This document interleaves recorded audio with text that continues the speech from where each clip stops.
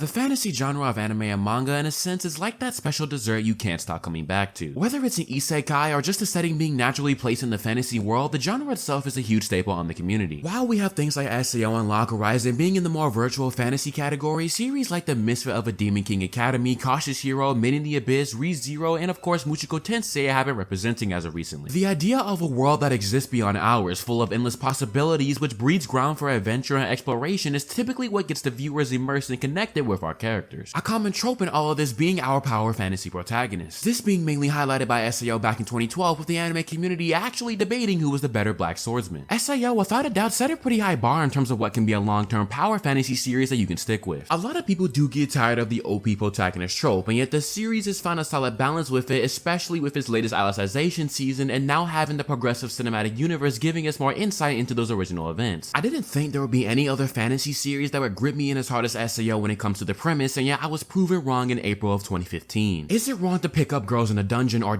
Machi for short, was the upcoming anime that I heard some positive things about from readers, and I decided to dive in blind. This series gave me everything I liked about SAO and Hardcore Leveling Warrior, but the key distinction being that it isn't a game, but the world is structured as is. A world brimming with adventurers seeking fame, fortune, and glory, representing their gods and goddesses that they choose to honor already piqued my interest. The setting of the show is known as Awario, and it's the only city in the world that has a dungeon where these adventurers can explore to pursue those very dreams. Then adding the power fantasy MC, who not only has a connection to one of the most well-known gods being Zeus, but having the ability to get stronger quickly had me sold. The best part about it being that ability did not automatically guarantee an OP main character. When we first meet our MC Bell, he reminded me of Deku, a good kid with a good heart who was trying to find his way upwards in the world and needed to find himself an opportunity. His motivation being one of the greatest warriors who not only saved his life, but also the extra mile his goddess goes to ensure he will succeed. On one hand, that sounds cliche, but as you watch the show, you begin to realize that there's more to Bell as he grows. The pursuit of strength in anime is an ideal that has been tackled in various different ways. It boils down to the question of for what reason do you seek it, and it can be a question that has different answers depending on the nature of a story. For Goku, it's been to test his limits to see just how high one can reach in their lifetime. Or maybe you're somebody like Black Star who pursues it to transcend the status quo and represent something beyond mortal bounds. For Bell, it stands for various things in his journey. To not be a burden, to not have to be saved by anyone ever again, to protect those who rely on him, and most of all, to prove to the world that his goddess was not wrong for choosing him to be part of her familia. These ideals are tested time and time again each time he traverses the dungeon. Just like Me in the Abyss, the deeper you go, the more dangerous and unknown there is, and with each season, there's been something new to come from it or new developments amongst the gods and society as a whole. Season 1 having the iconic Minotaur fight that if you weren't a fan of Bell by then, you sure were after the episode. Season 2 having conflicts with various god familias and showing the many sides and factions that run within society, but Season 3 being the game changer. With shows that involve the dungeon grind, so to speak, one thing you have to look out for is preventing the story from becoming stale, and the series has completely dodged the issue by introducing two main plot lines. There have been legends of heroes who accomplish things no average adventurer does. The messenger god Hermes has his sights set on our MC, putting him through various trials and tribulations throughout the series, but overall building up to the day that Bell will complete a feat that will deem him a hero. Hermes believes that the world needs a hero, and who better a candidate than the one who overcomes his trials time and time again. Secondary to this, in Season 3 we were also introduced to the Xenos. In a nutshell, they are intelligent monsters whose very existence goes against the ways of society. For every adventurer, they are supposed to eliminate monsters no matter what. Yet for Bell, it created a new dream of bringing coexistence between the Xenos and society. Season 3, in my opinion, has been the best one so far because of the level of challenge it presented for not only in combat, but with Bell's ideals against the entire world. It got to the point where he even had to fight his idol, and if that wasn't enough, then what about the Minotaur from Season 1 coming back as a Xenos to give us a climatic grudge match that will still have another showdown to happen someday in the future after Bell lost the second time around? This show doesn't just put all of its narrative weight to be reliant on the dungeon. There are motivations by the gods that lead to conflicts or various groups of adventurers that move within the shadows with only lethal intent in mind. Even when we do go back in the dungeon, the show plays to its strong points similar to how Log Horizon does, where there are parties and everyone has a role to play. Each time the team goes back in, the situations that can develop can create such massive intensity because the nature of the dungeon and those who dwell in it are unpredictable. The current ongoing season being a prime example of that, as what happens when you have an intelligent monster that's not quite as Xenos but still just as deadly. Every season so far has added on another layer of investment, whether it be the introduction of new characters or the world-building lore that keeps you seated. One of the biggest confrontations I'm still looking forward to is the goddess Freya getting messy at some point because Hermes isn't the only one who's been keeping an eye on Bell. Looking even beyond that, I cannot imagine just how epic the battle or event that'll cause Bell to become a hero will be because the anime has been getting better and better with bringing these battles to life. This series is one of the few long-term light novel series that I have kept up with that I can confidently say has gotten better and better. The cast is charming, the conflicts are always high stakes and high high risk and the end game is steadily on its way to a peak. If by chance you haven't watched Machi, or maybe you put it down years ago, do yourself a favor and pick it back up, because this is an adventure story you do not want to miss out on. That's pretty much it for me though. As always, thank you for watching, and if you are watching Machi and keeping up with it, feel free to let me know your thoughts in the comment section down below. Just a quick note, I am anime only, so if you are a reader, please try to keep your spoilers to a minimum. Stay cool out there, and I will catch you guys in the next video.